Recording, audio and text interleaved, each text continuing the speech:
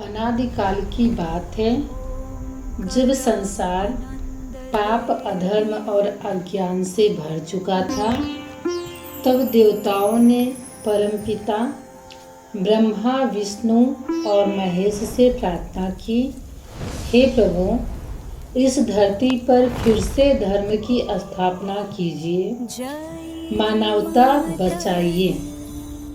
तभी ब्रह्मांड के तीनों महाशक्तियों का तेज एकत्र हुआ। माता महालक्ष्मी का सौंदर्य, माता महाकाली का बल और माता महासरस्वती का ज्ञान, तीनों के तेज से उत्पन्न हुई एक दिव्य कन्या, तेजोमयी, ज्योतिमयी, त्रिशक्ति स्वरूपा, जिन्होंने देवताओं ने कहा, तुम ही वह शक्ति हो जो पृथ्वी पर धर्म की रक्षा करोगी। तुम्हारा नाम होगा वैष्णवी। माता वैष्णवी ने मानव रूप में त्रिकुट पर्वत के निकट जन्म लिया। उनका नाम रखा गया त्रिकुटा। छोटी उम्र से ही वह परम तपस्विनी थी। वह दिन रात भगवान विष्णु की आराधना करती और सब जीवों पर दया और भाव रखती। उनकी भक्ति और तेज देखकर देवताओं ने उन्हें आदेश दिया, त्रिकुटा, अब समय है कि तुम मानवता की रक्षा करो। तुम वही निवास करो जहाँ तुम्हारा नाम लेकर कोई पुकारे, वहाँ तुम सदा उपस्थित रहो। त्रिकुटा बढ़ती गई।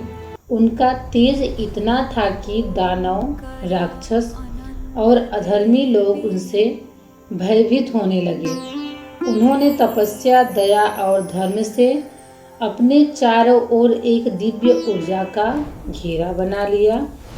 जब जब कोई दुष्ट मनुष्य या असुर निर्दोषों को सताता, माँ वैष्णो उनको अंत के कारण बना देती थी। इसी कारण जब जब कोई दुष्ट मनुष्य या असुर निर्दोषों को सताता, माँ वैष्णो उनके अंत का कारण बनती। इसी काल में उन्होंने एक अद्भुत धर्मरक्षक सेना भी बनाई, जिसमें हनुमान, भीम, गरुड़ और जानवत।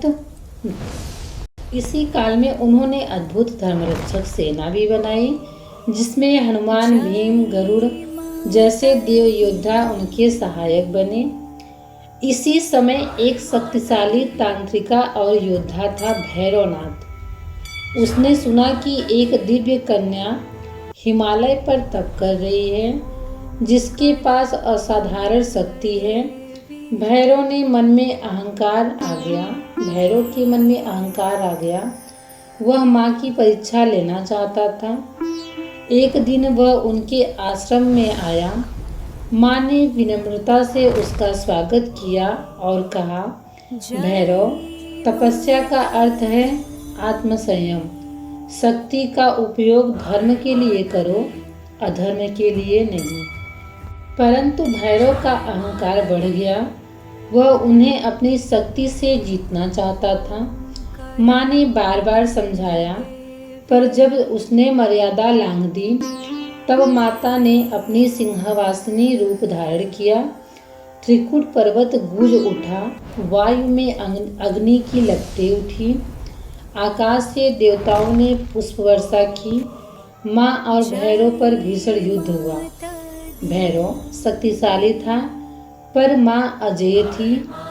अंततः उन्होंने अपने सुदर्शन चक्र से भैरव का सिर काट दिया। सिर काटते ही भैरव गिर पड़ा और वहीं एक गुफा से आवाज आई, माँ, मुझे क्षमा करो। माता का हृदय करुणा से भर गया। उन्होंने कहा, भैरव, तुम मेरे भक्तों की परीक्षा लेने आया था, इसलिए तुम्हें मोक्ष मिलेगा। जहाँ तेरा सिर गिरा है, वहीं तेरा मंदिर बनेगा। मेरे दर्शन तब तक पूर्ण नहीं होंगे जब तक भक्त तेरे भी दर्शन ना करें। तभी से वैष्णो देवी का यात्रा भैरव मंदिर जाकर ही पूर्ण मानी जाती है। युद्ध के बाद माता त्रिकुटा गुफा में चली गई और तप करने लगी। वहीं उन्होंने अपनी दिव्य ऊर्जा 3 पिंडियों में स्थिर की, महाकाली, महालक्ष्मी और महासरस्वती के रूप में। आज वही स्थान वैष्णो देवी की पवित्र गुफा कहलाता है। कहते हैं जो भक्त सच्चे मन से जय माता दी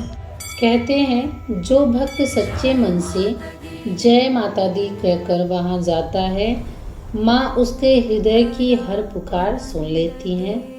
कहते हैं कि माँ आज भी अपने भक्तों की रक्षा करती हैं, कभी हवा बनकर, कभी ज्योति बनकर, कभी एक बूढ़ी स्त्री के रूप में आकर किसी यात्री का रास्ता दिखा देती हैं।